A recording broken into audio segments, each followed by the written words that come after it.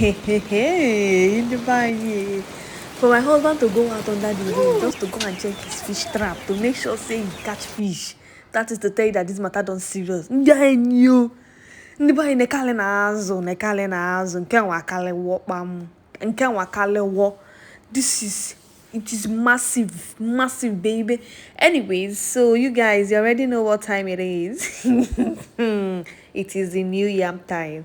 So happy New Year festival, happy Otite Anam, happy New Yam to my Agleri, my Anam people, the Omambala as a whole that is celebrating New Yam today. I'm wishing you all a happy New Yam festival to all of us. So guys, come with me as I make my own New Yam food for my house. Me, I cannot be left out, you know now, as the thing they go. Rain dey fall, prevents me from doing my thing. As rain dey fall, I dey do my stuff. Etinye wo mi na ọkụ dim bịa na anọ bịa nwụta ọkụ nwa dị. Ọkụ nwe nwe dim na-egwuri egwu. Vekapie onu ka ọnwa ebe ọba. N'ebe nwanyị emecha ọpọ ite nsiri n'ọkụ with mmiri asụ ọdị m wa kulu mmiri na awe ha ka ọmachane m ọkụ ma mee jeje nweta eji. As you know, it is a New Yam festival. Ji ọvụ. A na-avụrọzi hụ ji ochie egote kịta. Ji ọvụ ke na-eli, so why not? Ji ọvụ ka m na-eli. And you know that New Yam like this, on the too soft. In wine or calculate on 1 million and then check if you net beche makana. Imago in short, imago. So never have need him much as so or sick or wrong ya come with this local test. Imago what is a cocoa without rolling it out. So never hold the John Maca bed or cocoa. Ne my husband's bestie. Naboy as line litane. Ne never once I met a chedu milligway or sliding me. Kaina yabuji kaimal moyo. Oswanya abuno kere mweje kwa ya gole agwa na intense no ko mo na mama na asuduo garlic ana maso my garlic kan swanya sauce ko anso ko tabanchani no ko dey ready for anything that is about to put next. So at this point the G aso of moyo, so my husband's best ejewo ko je butu ite obutuwe manna mo ko vancha awal mu ni ba ine see family food, New Yam food, or family food. You can see the pot and everything. You know that everybody is busy here. You can't bro over here, not everybody. One day me maliva kagi lu tell me dem na azo kan nesu ose na my husband best never kona suji na agwan ali an say ngwa nem na so kan na agwan ali wo maka ji aba gba mkpulu na bi na eje gwan ali onwe bi. So na kona mive. My baby girl is a wife material and game mazehwa. So also one belly or soon consunyeli monster can sunyeli agency angwa or sunyeli monster mama sunyeli age. So I am a over avene. Nine never I am a over avene wasi cancelano we na need to can see who's no can steam more belly. I want my give the enemy man so what the room. Name never can drill me loss it tell me my kitchen tell also you when limne foot on garden. Ton wa se pa ka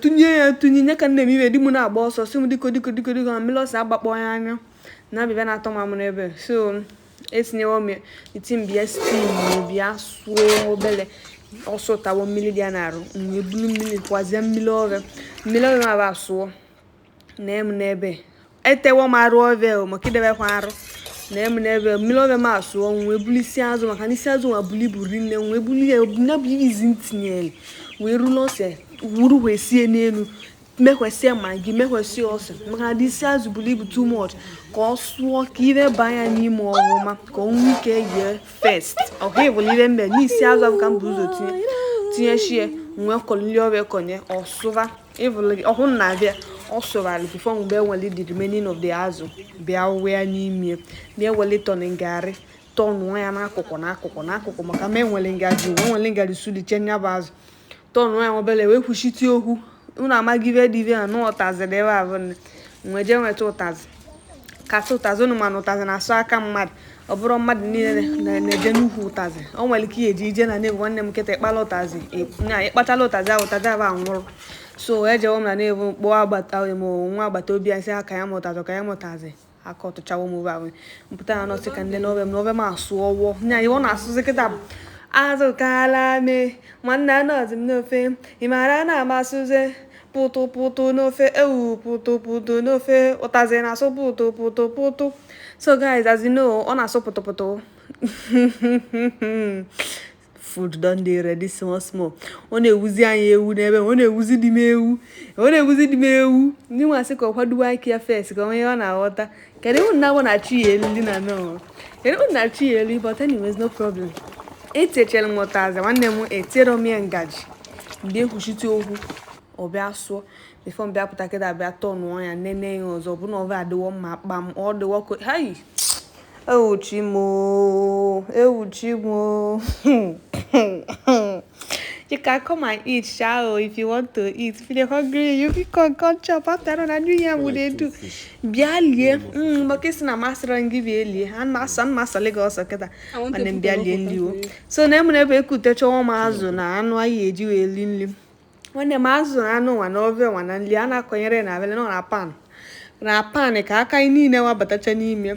So, my husband bestie bolunly. Never can be over idea. I ran out of I'm just feeling like a wife material that I am because oh my gosh. Oh my chineke. It can't be like say the vapor and the hotness of the food just enter my mouth. Oh my gosh, guys. Okay, and this is to my husband's bestie, a womb. She dey chop the food. She's eating the food in a romanus way. I'm going to say my hobby. You don't do your own. Me now all weather. A womb as it dey hot. So on the buying. I hope you all are enjoying your New Yam Festival. And because what me wouldn't sit at New Yam Festival. Come here water. Because the next New Yam Festival. Tell me when is your own New Yam Festival so that I can actually, who knows? I fit do video for you, so I go first send you my greeting for where they to where you dey. Now you never can say luta kwoko. Wale nwayo no wabundole ndole. Take it easy, bestie. You too like meat. So guys, I hope you all have a good day ahead of you. Bye. I love you.